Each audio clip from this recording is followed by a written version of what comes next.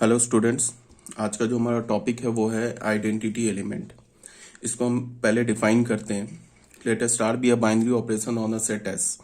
हमारे पास स्टार एक बाइनरी ऑपरेशन है किसमें, सेट एस में।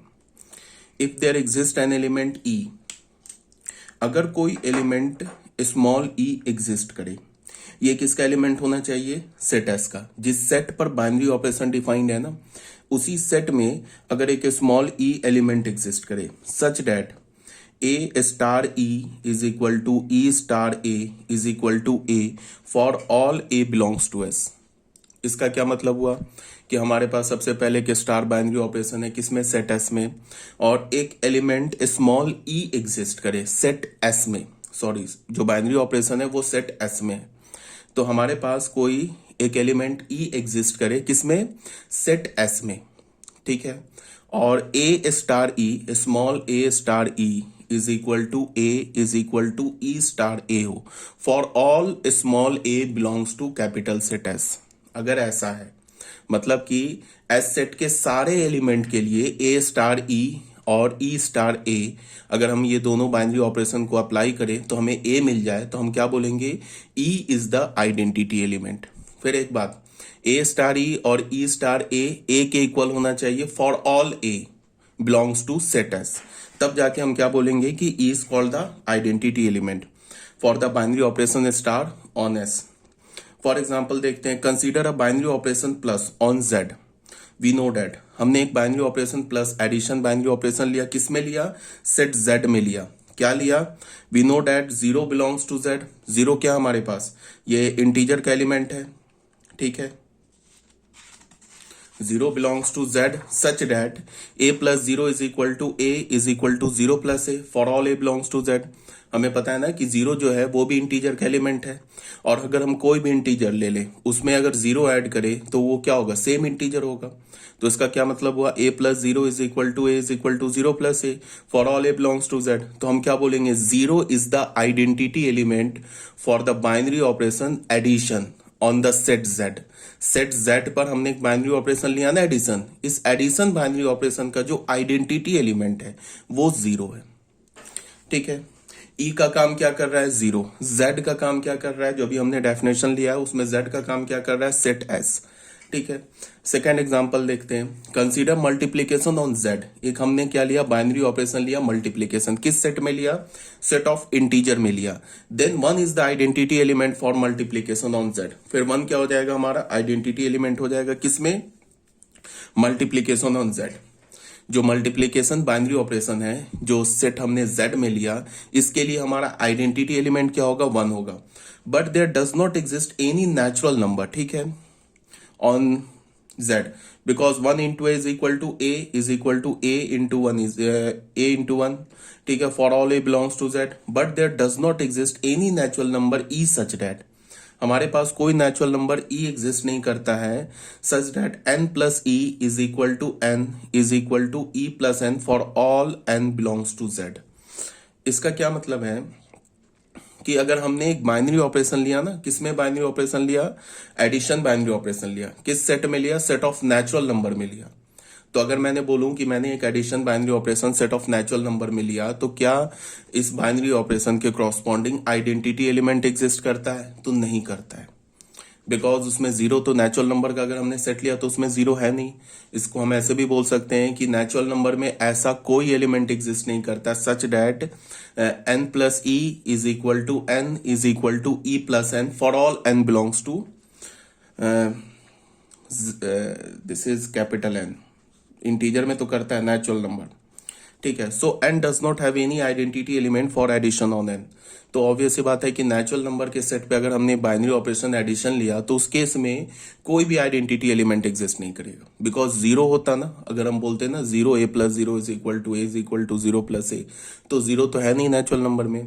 तो अगर मैं बोलूं कि एडिशन के केस में अगर मैं एडिशन बाइनरी ऑपरेशन लेता हूँ सेट ऑफ नेचुरल नंबर में, तो क्या आइडेंटिटी एलिमेंट एग्जिस्ट करता है, आप बोलोगे नो, ठीक है। ऐसा नहीं है कि किसी भी बाइनरी ऑपरेशन के कॉरस्पॉन्डिंग आइडेंटिटी एलिमेंट एग्जिस्ट करे, एग्जिस्ट कर भी सकता है, नहीं भी कर सकता है, ठीक है। We know that n into one is equal to n is equal to one into n for all n belongs to n। अब यहाँ पे अगर मैं मल्टीप्लीकेशन बाइनरी ऑपरेशन लूँ on the set of natural number, तो फिर identity element exist करता है, वन एग्जिस्ट करता है, बिकॉज तुम किसी भी नेचुरल नंबर को वन से मल्टीप्लाई करोगे सेम नेचुरल नंबर मिलेगा।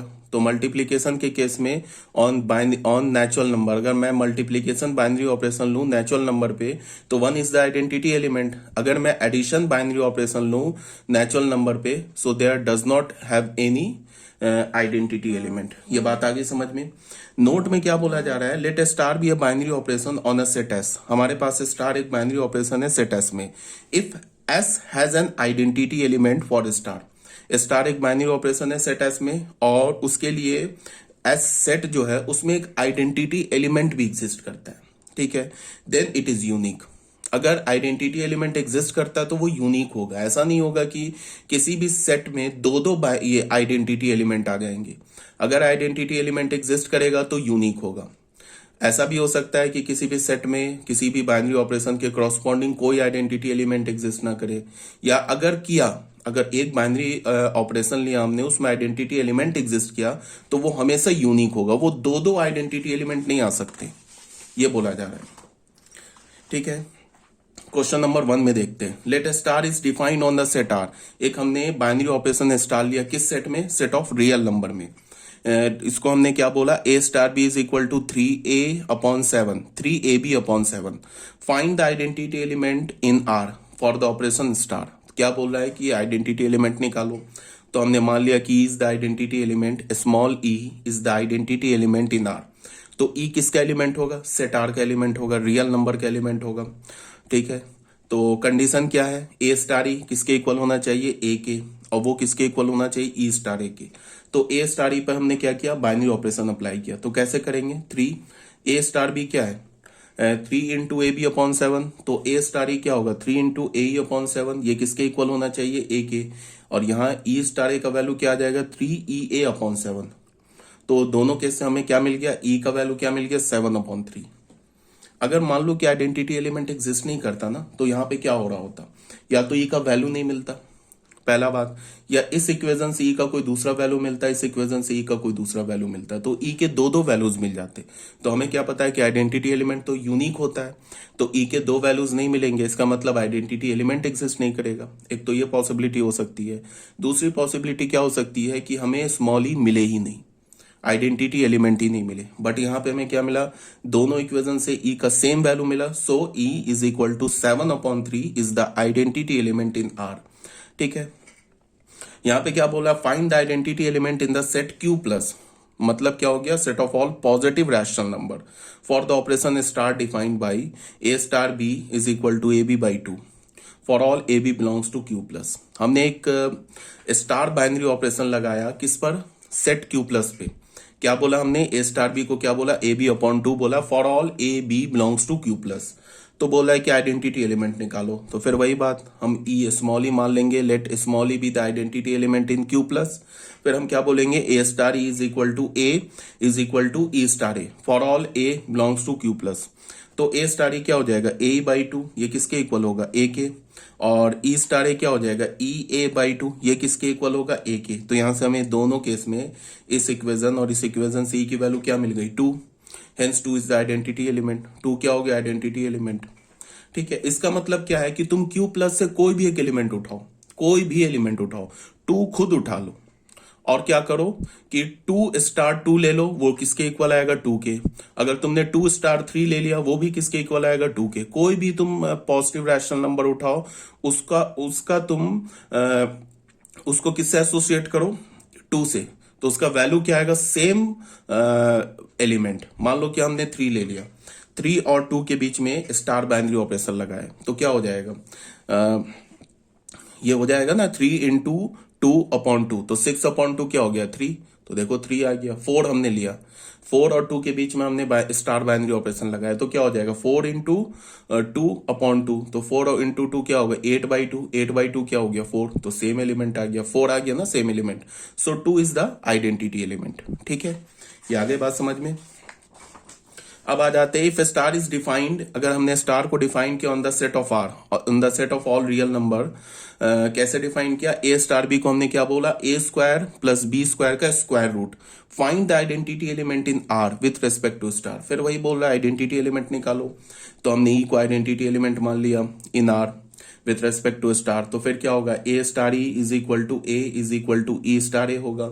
तो ए स्टार ई किसके इक्वल होना चाहिए, ए के, और ई स्टार ए किसके इक्वल होना चाहिए, ए के।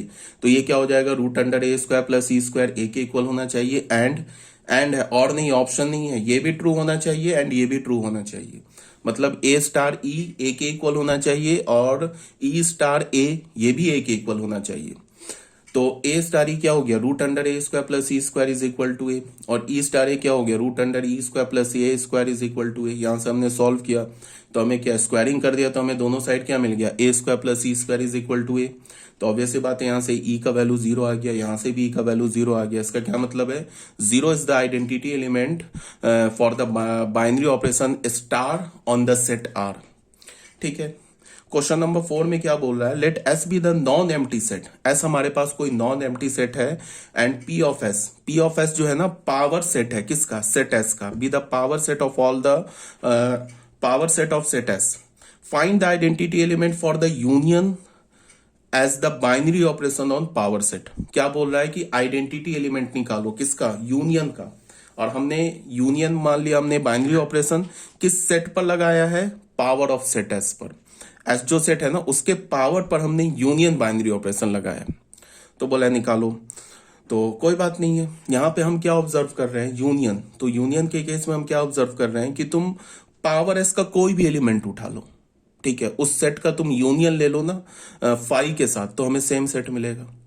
और पावर ऑफ एस में तो फाइव भी है ना, अगर तुम पावर ऑफ एस सेट लेते हो तो उसमें एक फाइव भी एलिमेंट है। अगर हम किसी भी सेट का पावर लेंगे तो उसका एक एलिमेंट तो फाइव ही होगा। इसका क्या मतलब है, फाइव जो है वो पावर ऑफ एस का एलिमेंट है, और पावर ऑफ एस के किसी भी एलिमेंट का यूनियन अगर तुम फाइव के साथ लोगे तो क्या मिलेगा, हमें सेम सेट मिलेगा। So five is the identity element. Five क्या होगा, हमारा आइडेंटिटी एलिमेंट होगा। ठीक है, अब अगर इस क्वेश्चन में ना मैं यूनियन की जगह इंटरसेक्शन ले लेता, अगर यूनियन की जगह इंटरसेक्शन ले लेता तो उस केस में आइडेंटिटी एलिमेंट क्या होता, उस केस में आइडेंटिटी एलिमेंट हमारा सेट एस हो जाता। ठीक है, बिकॉज तुम सेट, जो हमारा पावर सेट का जो एलिमेंट होगा वो क्या होगा, एस का सबसेट होगा। पावर सेट का जो एलिमेंट होगा वो एस का सबसेट होगा, और एस का सबसेट एक खुद सेट एस भी होगा। तो अगर तुम किसी भी सेट को मान लो ए बी का सबसेट है, तो ए इंटरसेक्शन बी क्या होता है, ए होता है। ठीक है ना, तो अगर मान लो कि मैंने पावर सेट का कोई भी एक एलिमेंट उठाया, वो तो क्या होगा, एस का सबसेट होगा, तो वो एस का सबसेट होगा। तो अगर तुमने उसका इंटरसेक्शन लिया किसके साथ, सेट एस के साथ, तो हमें क्या मिलेगा, वो सेम सेट आ जाएगा। मान लो कि हमने पावर सेट का एक एलिमेंट उठा लिया सेट ए, तो सेट ए क्या होगा, एस सेट का सबसेट होगा। तो अगर ए का इंटरसेक्शन हमने एस सेट के साथ लिया तो हमें क्या मिल जाएगा, सेम सेट ए। या एस सेट का इंटरसेक्शन ले लो सेट ए के साथ, तो फिर हमें सेम सेट ए मिल जाएगा। मतलब क्या होगा, A intersection S is equal to A is equal to S intersection A. So S is the identity element. ठीक है, ये तो बात आ गई समझ में। ये हो गया हमारा क्वेश्चन नंबर 4। अब बच्चों ये हमारा आइडेंटिटी एलिमेंट बस इतना ही था। अब इनवर्स ऑफ एन एलिमेंट, किसी भी एलिमेंट का इनवर्स क्या होता है, पहले इसको एक बार डिफाइन करते हैं, फिर कुछ एग्जांपल से उससे देखते हैं। Let A star B a binary operation on set S. हमने एक स्टार बाइनरी ऑपरेशन ले लिया किसमें, सेट एस में, और मान लिया कि उस सेट एस में एक आइडेंटिटी एलिमेंट ई एग्जिस्ट करता है। क्या करता है, सॉरी, ई एग्जिस्ट करता है, ई be the identity element in S for the binary operation star on S. ठीक है, देन एन एलिमेंट ए, तब क्या होगा, एक एलिमेंट स्मॉल ए किसका, सेट एस का, कब इन्वर्टेबल होगा, is called an invertible element if there exist an element B. वो भी क्या होना चाहिए, सेट एस का ही एलिमेंट होना चाहिए, such that A star B is equal to B star A is equal to E. बोला क्या गया कि हमारे पास एक स्टार बाइनरी ऑपरेशन है सेट एस में, फिर हमने मान लिया कि उस बाइनरी ऑपरेशन की corresponding identity element E exist करता है। फिर हमने एक एस सेट से एक एलिमेंट स्मॉल ए उठाया और बोला कि स्मॉल ए इन्वर्टेबल है। अगर स्मॉल ए इन्वर्टेबल है तो उसी सेट एस में एक दूसरा एलिमेंट बी एग्जिस्ट करेगा, such that A star B is equal to B star A is equal to identity element. अगर ऐसा है तो हम ए के इनवर्स को बी, ए का इनवर्स बी हो जाएगा और बी का इनवर्स ए हो जाएगा। और हम कैसे लिखेंगे, a to the power -1 is equal to B and b to the power -1 is equal to a। ठीक है, यहां पे क्या बोला जा रहा है, thus if b belongs to s is called the inverse of an element a belongs to s। अगर b को हम a का इनवर्स बोलेंगे तो क्या होगा, a star b is equal to b star a is equal to a। For example देख लेते हैं, binary operation addition on z, clearly zero. अगर हमने एक बाइनरी ऑपरेशन एडिशन लिया, किस में लिया, सेट z में लिया, तो जीरो हमारा आइडेंटिटी एलिमेंट हो जाएगा एडिशन के केस में। ठीक है, तो अगर a हमारा इंटीजर है तो माइनस ए भी इंटीजर होगा। तो अगर मान लो हमने 2 लिया तो 2 के क्रॉसपॉन्डिंग -2 क्या होगा, वो भी इंटीजर होगा। तो 2 का इनवर्स क्या हो जाएगा, -2, और -2 का इनवर्स क्या हो जाएगा, 2। क्यों, because 2 plus of -2 is equal to -2 plus of 2 किसके इक्वल आ जाएगा, 0 के इक्वल आ जाएगा।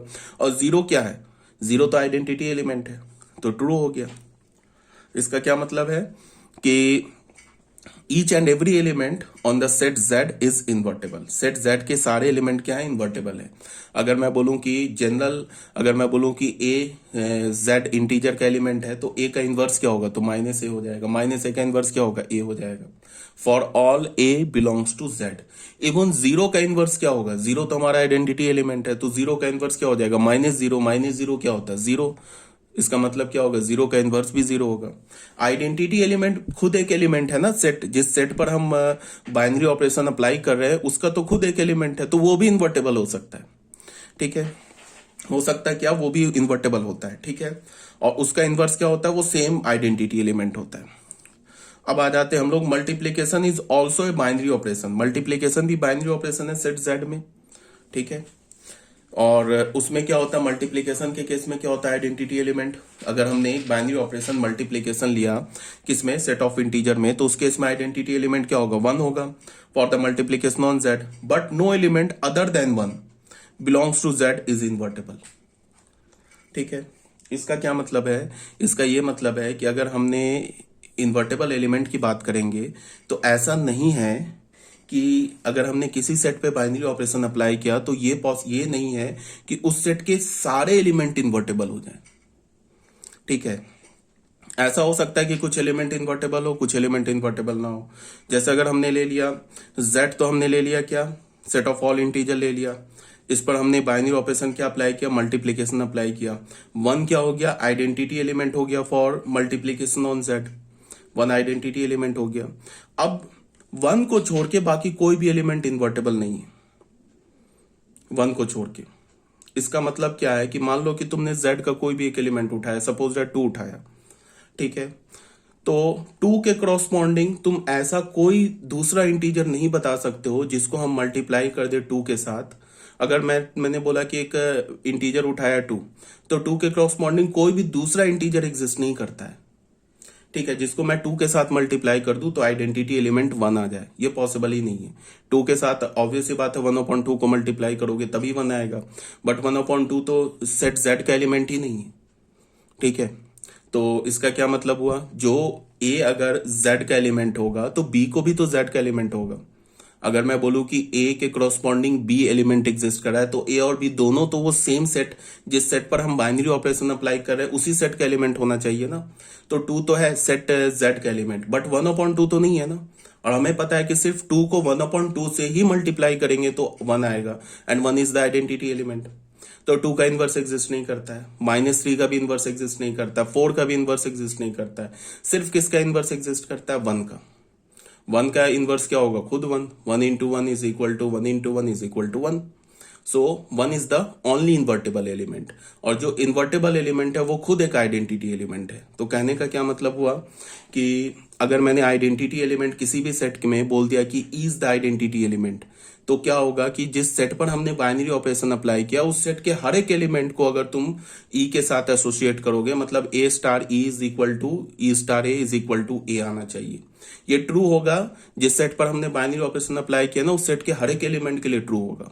बट अगर हमने एक बाइनरी ऑपरेशन स्टार लिया किसी सेट ए पर, कैपिटल सेट ए पर, और उसमें हमने बोला इज द आइडेंटिटी एलिमेंट, तो ये नहीं पॉसिबल है कि उस सेट कैपिटल ए सेट के हर एक एलिमेंट इन्वर्टेबल हो सके कि एक ही एलिमेंट इन्वर्टेबल हो सके कि सारे एलिमेंट इन्वर्टेबल हो सके दो चार ही इन्वर्टेबल हो, ये भी पॉसिबल हो सकता है। ठीक है। प्रॉपर्टी ऑफ इनवर्स, सबसे पहली प्रॉपर्टी क्या है कि लेट स्टार इनवर्स की प्रॉपर्टी देख रहे हैं हम लोग। Let star B a associative binary operation on set. एक स्टार हमने क्या मान लिया, associative binary operation set S में मान लिया with identity element E, identity element E मान लिया एस में। Then the inverse of an invertible element is unique. अब क्या है यहां पे, क्या बोल रहा है कि अगर हमने एक स्टार ले लिया, एक स्टार बाइनरी ऑपरेशन लिया और जो स्टार बाइनरी ऑपरेशन है वो एसोसिएटिव है। ठीक है। और किस पे हमने लिया बाइनरी ऑपरेशन, एस पे, और उस बाइनरी ऑपरेशन में एक आइडेंटिटी एलिमेंट एग्जिस्ट करता है। Then the inverse of an invertible element, किसी भी इन्वर्टेबल एलिमेंट का जो इनवर्स होगा वो यूनिक होगा, ये बोला जा रहा है। किसी भी इन्वर्टेबल एलिमेंट का जो इनवर्स होगा उस केस में क्या होगा, यूनिक होगा। लेकिन उसमें हमने क्या बोला कि जो हमारा बाइनरी ऑपरेशन है वो क्या है, एसोसिएटिव है। ठीक है। तो इसको एक बार प्रूफ कर लेते हैं। Let A small A be an invertible element, हमने ए को इन्वर्टेबल एलिमेंट मान लिया सेट एस का। ठीक है। इफ पॉसिबल दो इसके इनवर्स मान लिए B and C, be the two inverse of A belongs to S with respect to star. तो अगर दो इनवर्स है तो क्या होगा, एक तो बी मान लिया ए का इनवर्स, एक सी मान लिया ए का इनवर्स, तो क्या हो जाएगा, A star B is equal to B star is equal to A and A star C is equal to C star is equal to E. ठीक है। तो हमारे पास जो बाइनरी ऑपरेशन है वो क्या है, वो बाइनरी ऑपरेशन तो हमारा एसोसिएटिव है। तो इसको तुम ऐसे देखो, ये तो कंडीशन हमने लगाया किसका, इनवर्स का लगाया। अब बताओ बी स्टार ए स्टार सी, इसको अगर मैं लिखता हूं तो बी स्टार ए किसके इक्वल है, ई के इक्वल है। तो यहां क्या आ जाएगा, ई स्टार सी, और ई स्टार सी, ई तो आइडेंटिटी एलिमेंट है तो ई स्टार सी किसके इक्वल होगा, सी के इक्वल होगा। अब हमने लिया ये, अब हमने लिया बी स्टार ए स्टार सी लिया, तो ए स्टार सी किसके इक्वल है, ई के, तो बी स्टार ई किसके इक्वल हो जाएगा, बी के। और हमें पता है कि फर्स्ट इक्वेशन और सेकंड इक्वेशन का लेफ्ट हैंड साइड इक्वल है। क्यों इक्वल है, बिकॉज जो हमारा स्टार बाइनरी ऑपरेशन है वो एसोसिएटिव है, तो राइट हैंड साइड भी इक्वल हो जाएगा। तो इसका क्या मतलब हो जाएगा, बी इज इक्वल टू सी। इसका ये मतलब हो गया ना कि बी इज इक्वल टू सी। तो बी क्या था हमारा, ए का इनवर्स था, सी क्या था हमारा, ए का इनवर्स था। इसका क्या मतलब हो गया कि जो ए का इनवर्स है वो यूनिक है। ठीक है। हमने दो दो इनवर्स माने, फिर हमने क्या प्रूफ कर दिया कि वो दोनों इनवर्स एक्चुअल में दो डिफरेंट इनवर्स नहीं है, वो सेम इनवर्स है। तो B is equal to C proof हो गया। इसका क्या, इसके कहने का क्या मतलब है कि अगर ये भी पॉसिबल हो सकता है कि अगर हमने ना कोई स्टार बाइनरी ऑपरेशन लिया किसी सेट एस में, ठीक है, तो ऐसा भी हो सकता है कि किसी एक पर्टिकुलर एलिमेंट के कॉरस्पॉन्डिंग दो दो इनवर्स एग्जिस्ट कर जाए, ये भी पॉसिबल हो सकता है। बट अगर वो स्टार बाइनरी ऑपरेशन एसोसिएटिव है और अगर किसी एलिमेंट का इनवर्स एग्जिस्ट कर रहा है तो वो हमेशा यूनिक होगा, वो फिर दो नहीं होगा। बट अगर हमारे पास स्टार ऑपरेशन एसोसिएटिव नहीं है तो कुछ भी हो सकता है, यूनिक इनवर्स भी एग्जिस्ट कर सकता है, एक से ज्यादा इनवर्स भी एग्जिस्ट कर सकता है। जैसे अभी तुम्हारे दिमाग में चल रहा होगा ऐसा कैसे हो जाएगा, अगर हमने कोई ये ले लिया नेचुरल नंबर ले लिया एक बाइनरी ऑपरेशन, उसमें हमने एक multiplication binary operation, natural number set ले लिया उसमें हमने मल्टीप्लीकेशन बाइनरी ऑपरेशन अप्लाई कर दिया, तो क्या होगा फिर। या फिर तुम ऐसे बोलो, एक हमने ले लिया रैशनल नंबर का सेट ले लिया, ठीक है, रैशनल नंबर ले लिया एक्सक्लूडिंग जीरो, जीरो को छोड़ के एक हमने रैशनल नंबर का सेट ले लिया, उस पर हमने एक बाइनरी ऑपरेशन स्टार अप्लाई कर दिया, स्टार को हमने बोल दिया कि चलो वो मल्टीप्लिकेशन है, ठीक है। तो हर एक एलिमेंट का इनवर्स एग्जिस्ट करेगा, किसको छोड़ के, जीरो को छोड़ के, हर एक एलिमेंट का फिर इनवर्स एग्जिस्ट करेगा जीरो को छोड़ के। तो ये तो सिंपल है ना, मल्टीप्लिकेशन एडिशन। तो उस केस में अभी जो केस बता रहा हूं कि अगर हमने रैशनल नंबर का सेट लिया तो उसमें हमने मल्टीप्लिकेशन बाइनरी ऑपरेशन अप्लाई कर दिया, तो 2 का इनवर्स 1/2 हो जाएगा, 3/4 का इनवर्स क्या हो जाएगा, 4/3 हो जाएगा। बट हमेशा जो बाइनरी ऑपरेशन होगा वो सिर्फ मल्टीप्लिकेशन, डिवीजन, एडिशन, सब्ट्रैक्शन, इतना ही तो नहीं होगा ना, कुछ भी दे सकते हैं ना। वो बोल सकते हैं कि एक हमारे पास सेट एस है और ए स्टार बी को कुछ भी बोल दे, A square plus B square upon 2 बोल दे, या A square plus B square upon 3 भी बोल दे। तो इस केस में ऐसा भी हो सकता है कि हमारे पास किसी एक एलिमेंट के दो दो इनवर्स एग्जिस्ट कर जाए, ये भी पॉसिबल हो सकता है। तो यहाँ पे क्या बोला कि अगर हमारे पास स्टार एसोसिएटिव बाइनरी ऑपरेशन है और कोई इनवर्स इन्वर्टेबल है, कोई एलिमेंट इन्वर्टेबल है, तो उसका यूनिक इनवर्स एग्जिस्ट करेगा। कंडीशन क्या होना चाहिए कि उस बाइनरी ऑपरेशन को क्या होना चाहिए, एसोसिएटिव होना चाहिए। ठीक है, फिर मैंने बोला कि किसी सेट के करॉस्पॉन्डिंग ये पॉसिबल भी हो सकता है कि सारे एलिमेंट इन्वर्टेबल नहीं हो, एक एलिमेंट इन्वर्टेबल हो, या एक भी एलिमेंट इन्वर्टेबल नहीं, ये भी पॉसिबल हो सकता है। अब प्रॉपर्टी 2 में आ जाओ। Let star be the associative binary operation on set S. Star हमारा एसोसिएटिव बाइनरी ऑपरेशन है and let A be the invertible element. A हमारा इन्वर्टेबल एलिमेंट है। देन यहाँ पे क्या होगा, अगर ए का इनवर्स, ए के इनवर्स को अगर हमने बी बोला तो ये ए इनवर्स क्या हो गया, बी, तो बी का फिर इनवर्स लोगे तो ए आ जाएगा। इसका क्या मतलब हुआ कि ए का इनवर्स बी होगा, बी का इनवर्स क्या होगा, ए होगा। ठीक है, इसका प्रूफ देख लेते हैं, ये सब ऐसे ही देख लो। Let E be the identity element. E हमारे पास आइडेंटिटी एलिमेंट है किसमें, सेट एस में, for the binary operation star on S. तो ए को अगर हमने ए इनवर्स से मल्टीप्लाई किया तो ये ई के इक्वल होगा, बिकॉज ए इनवर्स क्या है, ए इनवर्स तो एक आइडेंटिटी ये इनवर्स है ना। तो किसी भी एलिमेंट को इनवर्स के साथ, उसके साथ अगर तुम स्टार बाइनरी ऑपरेशन लोगे तो क्या होगा, आइडेंटिटी एलिमेंट। तो A star A inverse is equal to E is equal to A inverse star A. इसको इधर लिख दो, इसको इधर लिख दो। अब यहां से देखो, यहां देख के हम क्या बोलेंगे, ए का इनवर्स क्या है, ए का इनवर्स, ये क्या हमारा ए इनवर्स है। अब यहां बोलो ए इनवर्स का इनवर्स क्या, ए है, तो यहां हमने लिख लिया A is equal to A inverse का इनवर्स। ठीक है, अब आ जाओ नोट नंबर 1 में। स्टार हमारा बाइनरी ऑपरेशन है सेट एस में, ई हमारा आइडेंटिटी और एलिमेंट है on star on set S. एक हमने सेट एस लिया, उस पर हमने एक स्टार बाइनरी ऑपरेशन अप्लाई किया, फिर हमने बोला ई जो है उसका आइडेंटिटी एलिमेंट है for star binary operation on set S. तो यहाँ पे क्या होगा, E star E is equal to E is equal to E star E. इसका मतलब क्या होगा कि जो आइडेंटिटी एलिमेंट होता है ना, वो खुद हमेशा इन्वर्टेबल होता है और उसका इनवर्स खुद सेम आइडेंटिटी एलिमेंट होता है। Thus the identity element if exist, identity element exist भी कर सकता है, नहीं भी कर सकता है, with respect to a given binary operation defined on a given set is always invertible. Identity element हमेशा इन्वर्टेबल होता है और उसका जो इनवर्स होता है वो क्या होता है, सेम आइडेंटिटी एलिमेंट। ये क्लियर है। अब आ जाओ पॉइंट नंबर 2 में, नोट नंबर 2 में। The inverse of an element A, अगर किसी भी एलिमेंट ए इफ इट एग्जिस्ट, मैंने बोला ना कि इनवर्स एग्जिस्ट भी कर सकता है, नहीं भी कर सकता है, with respect to the addition और multiplication. Binary operation is generally called additive और multiplicative inverse and is denoted by -a और 1/a। इसका क्या मतलब है कि अगर हमने कोई किसी भी सेट पर, जैसे अगर हमने बोला ना कि एक सेट ले लिया इंटीजर पे हमने एक एडिशन बाइनरी ऑपरेशन अप्लाई कर दिया, तो 2 का इनवर्स क्या होगा, -2 का इनवर्स क्या होगा, 2, आइडेंटिटी एलिमेंट क्या होगा, 0। तो हम क्या बोलेंगे, 2 के इनवर्स को जो -2 है उसको हम क्या बोलते हैं, एडिटिव इनवर्स। ठीक है, यही तो बोलते हैं, एडिटिव इनवर्स ही तो बोलते हैं।